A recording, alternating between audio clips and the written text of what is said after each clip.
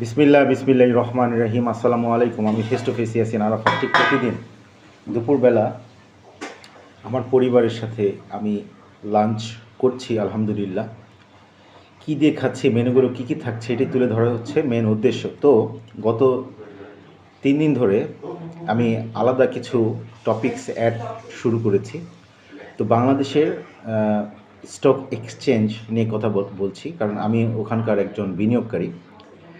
সেই সূত্রে গত 1 বছরে যতগুলো এক্সপিরিয়েন্স আমি জমা করেছি আমার পোর্টফোলিওতে, বলে শেষ করতে পারবো না। অল্প অল্প করে যদি আমি বলি শেষ করতে পারবো না, প্রায় পুরো দিন গল্প করলেও শেষ হবে না।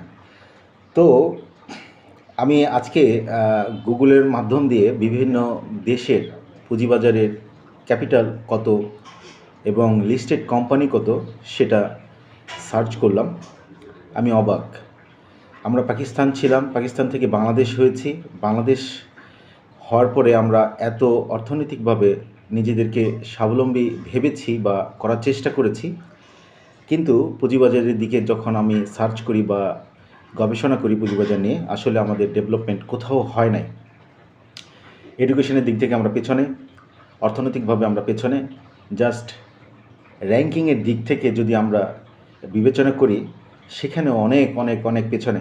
তো পাকিস্তানের আর বাংলাদেশের যদি সিমিলারিটি আমরা বাংলাদেশ পুঁজিবাজার পাকিস্তান পুঁজিবাজার নিয়ে যদি আমরা সিমিলারাইজেশন করি, এখানে কিছু বিষয় আছে বাদ দিলে আসলে আমরা অনেক পেছনে, পাকিস্তানের অর্ধেকের পর্যায়ে চলে আসছি। শ্রীলঙ্কার কাছাকাছি আছি, শ্রীলঙ্কাও আমাদের থেকে ভালো করছে পুঁজিবাজারে। তো এই দিকগুলো বিবেচনা করে কোন দেশের নিয়মগুলো আমাদের দেশে স্থাপন করলে আমাদের এই বিষয়গুলো, পুঁজিবাজারের বিষয়গুলো খুব ভালো হবে, সাধারণ মানুষ বিনিয়োগ করতে পারবে, লাভবান হতে পারবে। সবচেয়ে সাধারণ মানুষের থেকেও সবচেয়ে বড় হচ্ছে আমাদের বাংলাদেশের বড় বড় কোম্পানিগুলো এবং বাইরের কোম্পানিগুলো যারা ইনভেস্ট করতে চায় বাংলাদেশে, তারা এসে বিজনেস করবে, পুঁজিবাজারে অংশগ্রহণ করবে। এটা আমাদের ফেস টু ফেসের ইয়াসিন আরাফাতের প্রত্যাশা, সবসময় এই প্রত্যাশা করে। তো এটাই হওয়া উচিত। তো আজকের মেনুগুলো কি কি, যেহেতু শুক্রবার, গতকাল আম্মু আমাকে বলেছিল যে আজকে তেহেরি রান্না করবে গরুর মাংস দিয়ে।